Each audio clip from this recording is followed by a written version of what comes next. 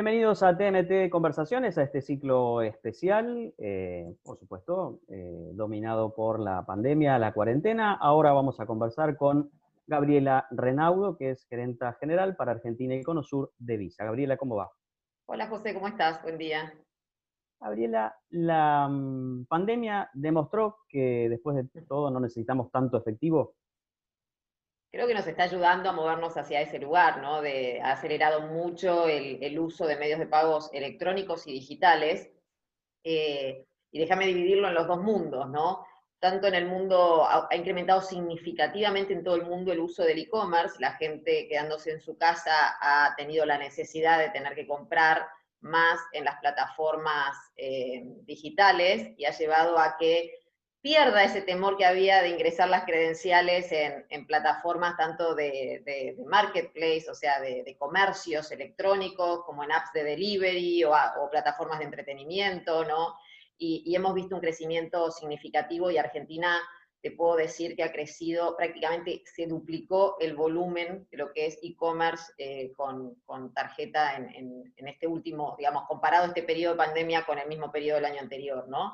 Entonces, eso en el mundo e-commerce, en el mundo físico hemos visto un crecimiento significativo de lo que es contactless o pago sin contacto, ¿no? Donde antes el consumidor lo elegía porque, o lo estaba eligiendo en el mundo, te diría, y Argentina empezando a utilizarlos, por un tema de que era cómodo, que es práctico, que era conveniente. Hoy está la conciencia de tratar de evitar el contacto físico, ¿no? En el momento de pago. Entonces también se ha visto un crecimiento. Entonces, ha caído un 11%, 11 puntos, perdón, el uso de efectivo cuando uno compara con países inclusive como Perú, como Colombia, como Brasil. Argentina es de lo que más ha caído en el uso efectivo, y ha crecido significativamente el uso del débito, ¿no? Y eso es una buena señal en este camino a dejar de usar el efectivo como sociedad, ¿no?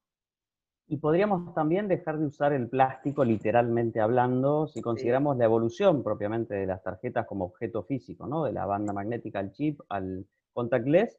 ¿En algún momento vamos a tener tarjeta pero sin tenerla? Sí, yo creo que ya pronto, ¿no? Ya estamos viendo varias billeteras en Argentina, en el mundo ya existen muchísimas, donde uno usa directamente su teléfono para pagar, ¿no? La credencial de pago, y me vas a escuchar hablar ya de credenciales y no de plástico, justamente porque Ujú. estamos evolucionando estos conceptos, ¿no? Donde vos llevas tu credencial de pago en el teléfono y a partir de ahí, y por cercanía, pagás en el mundo físico acercando el teléfono, o a otro teléfono, que es ahora el POS famoso, esos dispositivos que acercamos para pagar, o a través de códigos QR, ¿no? Que es también la otra forma, digamos, de las que en Argentina sobre todo vemos como alternativas de pago con el teléfono, ¿no? Entonces Ujú. sí, estamos yendo a un mundo donde yo te diría que vamos a tener más credenciales digitales, que físicas, ¿no? Es todavía muy difícil poder decirte cuándo van a desaparecer, ¿no? Pero sí estamos yendo hacia ese espacio más virtual, ¿no? De pagos. En algún momento, en Argentina, en América Latina, pero yo creo que en todo el mundo, había cierto temor a esto tan intangible, ¿no? Por razones de seguridad. Digo, si Sí, uno solamente por pasar cerca de un lector puede activarse el mm, pago, etcétera. Esos temores de los usuarios han ido sí. cediendo o no fueron reales, Sí, tal vez. la verdad es que era más no entender bien cómo funciona esta tecnología, ¿no? Atrás Ujú. de esta tecnología, cuando uno paga por cercanía con el teléfono, está lo que se llama tokenización, ¿sí? Que es básicamente, no está más tu número de tarjeta, ¿sí? En el pago, en la mensajería del pago. No quiero hacerlo muy técnico. Lo que hay Ujú. se cambia por un número virtual, ¿sí? Que sirve únicamente para esa transacción. Con lo cual, si alguien hackeara esa transacción, ese número no lo va a poder usar para comprar en otro lugar. Primero, porque no es el número de tu tarjeta, ¿sí? Ujú. Es un número que solo se utiliza, se reemplaza ese número de tarjeta por este token para esa transacción, ¿sí? Y segundo, que ese número solo sirve para ese dispositivo desde el que estás pagando. O sea, que quisieras usarlo en otro dispositivo, ya la tecnología atrás de ese pago reconoce que no puede ser porque solo era para ese dispositivo que vos estabas usando en ese momento. Entonces, te diría que era parte del desconocimiento de cómo funciona todo lo que es la tecnología de pagos por cercanía a través de celulares, ¿no? Cuando pagás con tokens. Entonces, no, la verdad es que no lo estamos viendo. De hecho, cuando mirás lo que son pagos sin contactos en el mundo, que hoy representan, sin considerar Estados Unidos, que viene un poquito más lento, ¿sí? En la adopción, aunque ya se ha acelerado significativamente este último año, 60% de todos los pagos presenciales son sin contacto, y el 20% de eso ya es con billeteras, ¿no? Entonces, y hemos visto una aceleración ahora en la pandemia cuando la gente retorna a la calle, ¿no? Esto nos da pie a conversar acerca de cómo conviven modelos de pago que vienen de ya muchos años de tradición y de desarrollo con ese surgimiento rápido, disruptivo de empresas fintech. ¿Hay ahí una guerra, como en algunos ámbitos se plantea? ¿Hay una convivencia? ¿Hay tomar lo mejor de dos mundos? Mira, yo creo que lo que demostró la pandemia es la importancia que tienen estos dos mundos de colaborar, ¿no? O sea, en esta industria, creo que todos tenemos que aprender la importancia de este concepto de colaboración. Si lo que le aporta la fintech o estas empresas nuevas, ¿no? De la industria de medios de pago a la industria más tradicional, es la capacidad de adoptar esas nuevas tecnologías que Visa, por ejemplo, ofrecemos, ¿no? En términos de seguridad, en términos de experiencia de uso, para el consumidor final mucho más rápido, porque ellos le dan esa flexibilidad. Pero es en ese trabajo colaborativo. Entonces, la verdad es que nosotros celebramos en esta pandemia que hemos visto crecer dos cosas, José. Uno es en Latinoamérica en general el trabajo de las fintechs, ¿no? Que viene rezagado respecto al resto del mundo, pero hemos visto un aceleramiento en todo lo que es el desarrollo de fintech, de mejores experiencias de uso para el consumidor, y también mayor inversión en tecnología, que hoy es mucho más accesible también, ¿sí? Dirías, mucho más cercana.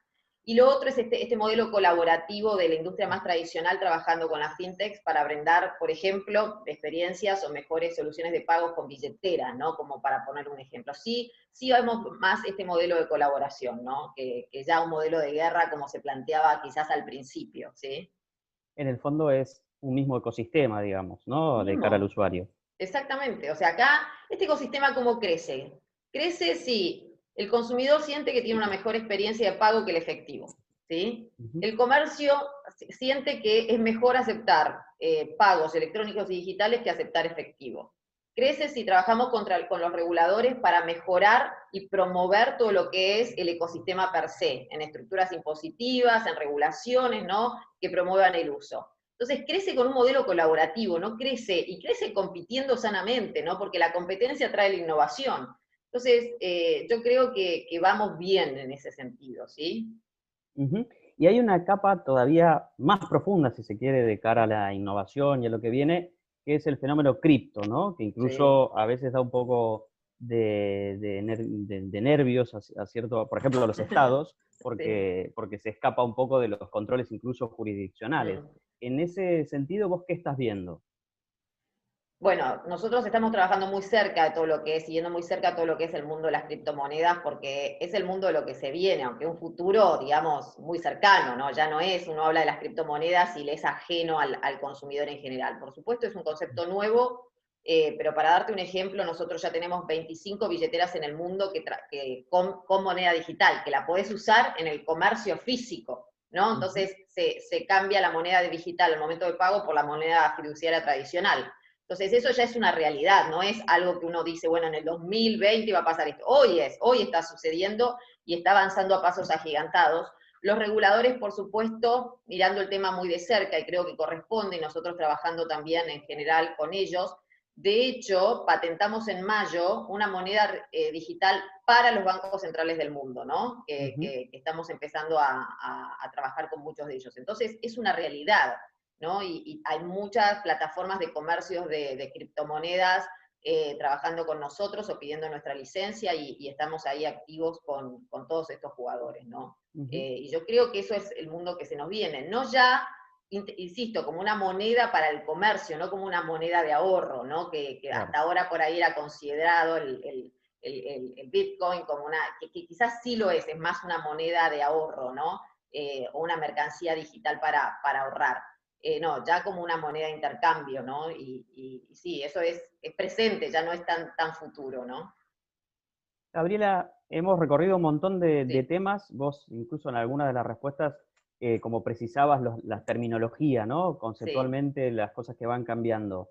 Eso nos lleva a la pregunta de la alfabetización financiera o relacionada sí, específicamente con los medios de pago, ¿no? Cómo mm, la sociedad, los usuarios van aprendiendo a sí. utilizar y a sacarle jugo a todas las ventajas que puedan ofrecer los distintos jugadores. ¿Cómo estamos en términos de alfabetización financiera, si se quiere, y dónde debería el usuario, el ciudadano, aprender estas cosas?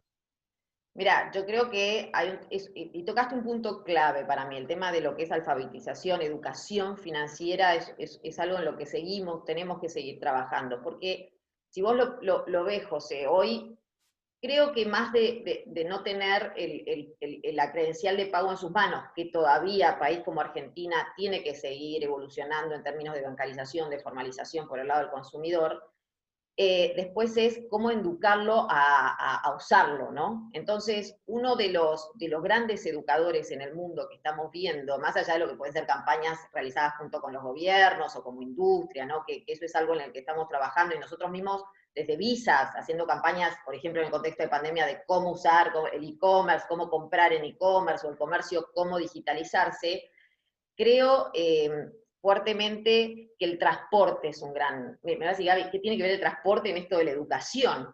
Pero pensá, José, ¿cuántas veces una persona que no está acostumbrada a usar medios de pagos electrónicos viaja o utiliza el transporte en el día? Al menos dos, para ir y para Ujú. volver. Y en general, la mayoría de la gente para ir a su lugar de trabajo utiliza el transporte público, sobre todo en un país como el nuestro. Entonces, si vos podés pagar, ¿no?, el transporte público con el medio de pago electrónico, aprendés a pagar. De esa forma Ujú. se paga, ¿sí? Y aprendés a usarlo. Ese mismo medio de pago electrónico lo utilizás en todo el ecosistema de comercios alrededor de la estación. Y créeme que es lo que vemos en el mundo, que es un gran educador para favorecer y ayudar a la formalización de los países, sobre todo los países donde hay baja bancarización o baja formalización, ¿no? Entonces, Ujú. sí creemos que ahí todavía hay que seguir trabajando, ¿no? Gabriela, muchas gracias. No, gracias a vos, José, un placer. Hablábamos con Gabriela Renaudo, gerenta general para Argentina y el Cono Sur de Visa.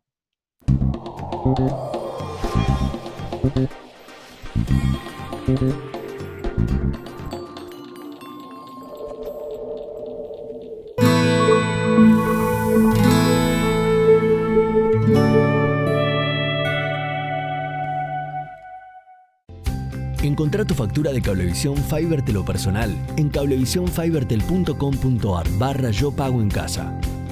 Pagala con tu tarjeta de crédito o débito y si te adherís al débito automático tenés importantes descuentos.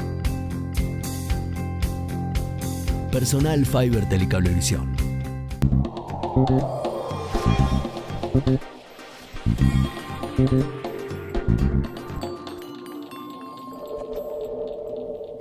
Seguimos en TMT Conversaciones. Vamos a charlar ahora con Diego Bernardini, que es médico y autor del libro La Segunda Mitad. Diego, ¿cómo va? ¿Qué tal, José? Buenos días, ¿cómo estás? Un gusto. Diego, la segunda mitad de la vida era, en algún momento, la metáfora para referirse a una etapa de declinación, más bien, ¿no? ¿Cambió esa idea?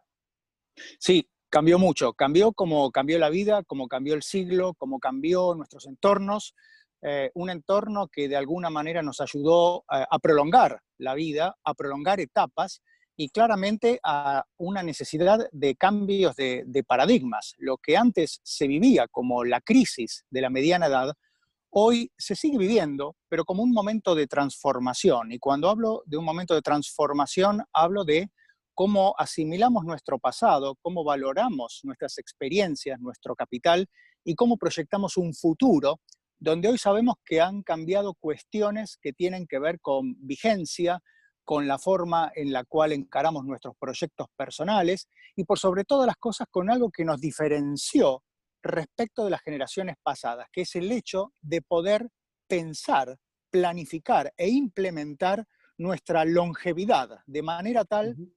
que esté llena de vida, si valga la expresión, donde no solo se viva más tiempo, sino que se viva un tiempo de calidad. Y todo eso tiene un pilar fundamental, tiene varios, pero uno fundamental que es la salud como un capital, como algo valioso. Ujú. ¿Y qué? Imagino que esto es un fenómeno global, ¿no es cierto? Es de nuestro tiempo, de nuestra época.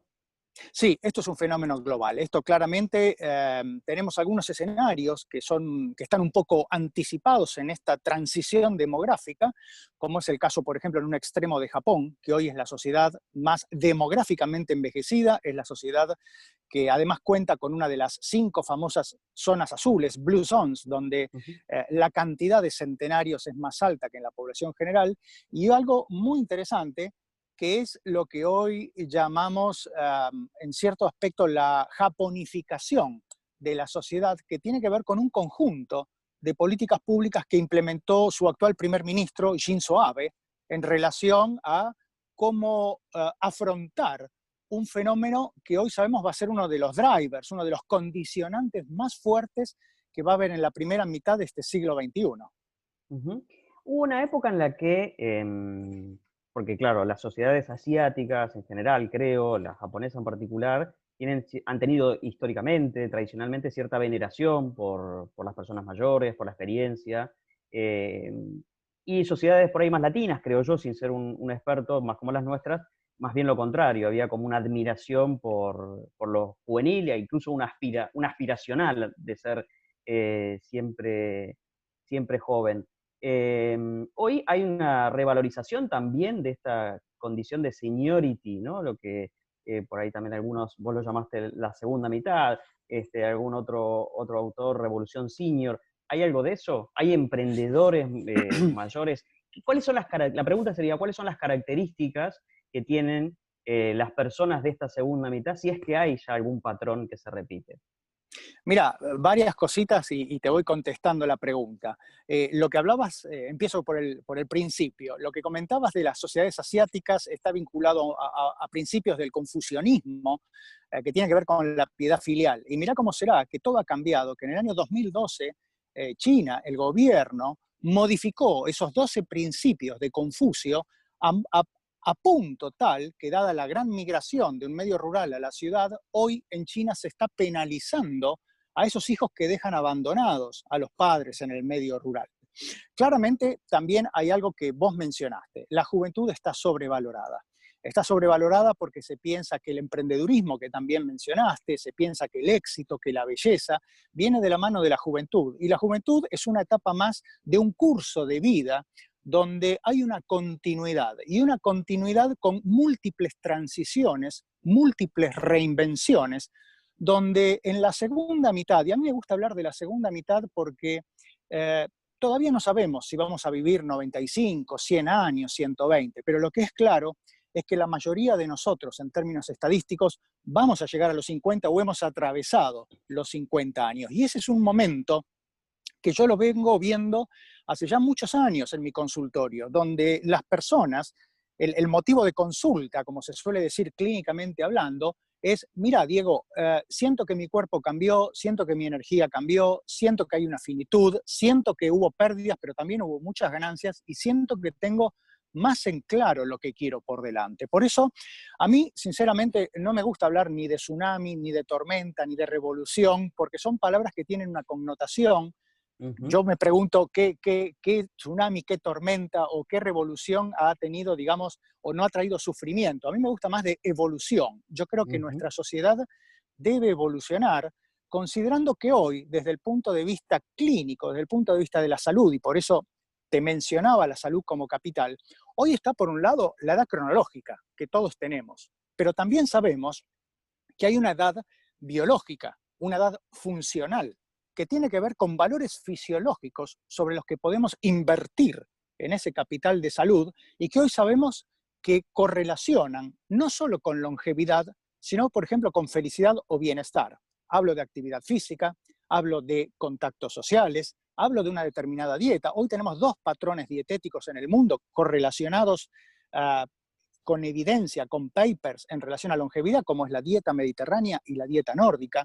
También tenemos aspectos vinculados al proyecto de vida y al altruismo, ¿no? Entonces, hoy vos fíjate, un emprendedor, 50 más, tiene capital económico, generalmente, tiene un capital emocional ya estabilizado de alguna forma, tiene un capital social con muchos contactos, tiene una condición cognitiva, dado ciertos cambios que se dan en la función, que permiten ensamblar mucho mejor las ideas y por eso tener menos posibilidad de error. Y hoy son múltiples, no solo las grandes empresas multinacionales, creadas por emprendedores más de 50, sino que además la estadística, los últimos estudios, tanto de Europa como de Estados Unidos, que nos muestran aspectos de silver economy, de la economía plateada, nos muestran que el porcentaje, primero, de emprendedores mayores de 50 ha ido aumentando desde inicios de este siglo.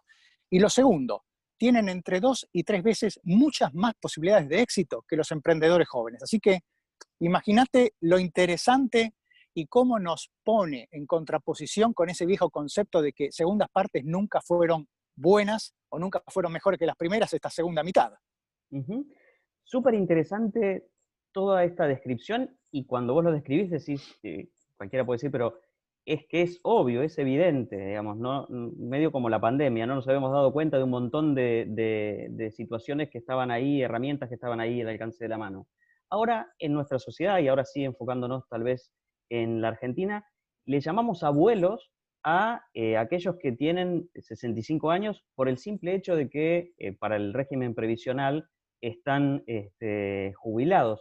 Hay algo en nuestra sociedad argentina que todavía no ha evolucionado, por usar la palabra que vos mencionaste, respecto de esta percepción. Sí, claro. Mira, el abuelazgo es un rol que tenemos en la vida y que no la tenemos todos, porque hay personas mayores que no son abuelos, y aquellos que son abuelos de sus nietos, no de nosotros. Entonces, esto es algo que a mí particularmente se los dejo muy en claro a mis estudiantes en la facultad, porque no está bien llamar abuelos. De hecho, llamar abuelo ya de por sí tiene una connotación de una confianza que quizás esa persona no nos dio, que no nos corresponde y que tiene que ver con esta cuestión de evolución. Mirá, vos mencionabas Argentina. Argentina es un país que demográficamente está envejecido, está en una transición demográfica avanzada donde ya un 17% aproximada de su población, que equivale a aproximadamente 7 millones de habitantes, tienen más de 60 años. La ciudad de Buenos Aires, Mar del Plata, Rosario, Córdoba, La Pampa son los territorios más demográficamente envejecidos. Y parecería ser que en esta evolución nos llevamos por delante, nos llevamos puestos, como se suele decir, el hecho de vulnerar esos derechos de la persona mayor, llamándolos abuelos, llamándolo, ¿cómo estamos hoy? Comimos la papita, comimos esto, los infantilizamos, los tratamos de estúpidos.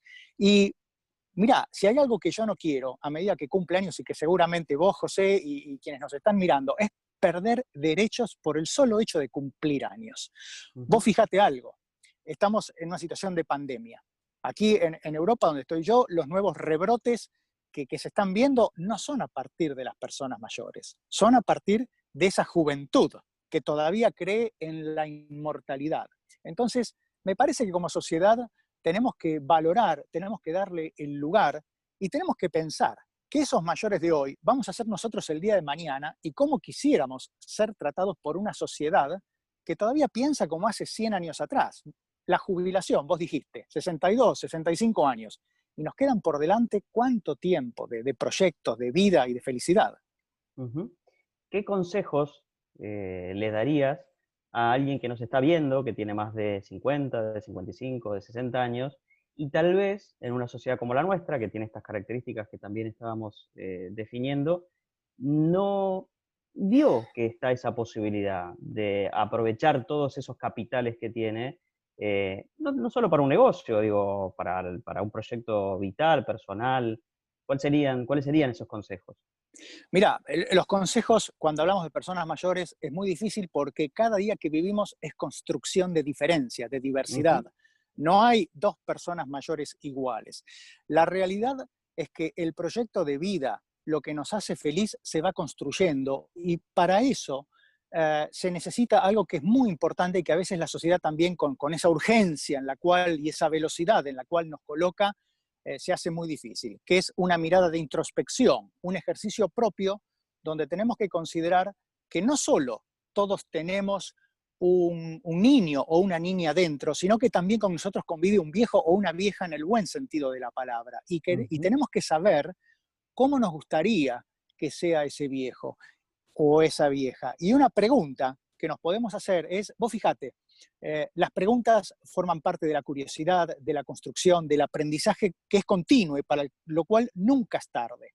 Y hay una pregunta, sin embargo, que en algún momento de la vida desaparece. ¿Qué te gustaría ser cuando seas grande?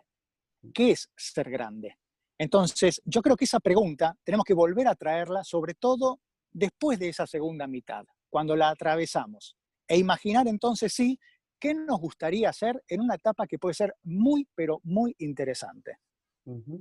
Diego, muchísimas gracias. José, un gusto enorme, un abrazo fuerte. Hablábamos con Diego Bernardini, médico, autor de La Segunda Mitad, aquí en TMT Conversaciones. Hasta la próxima.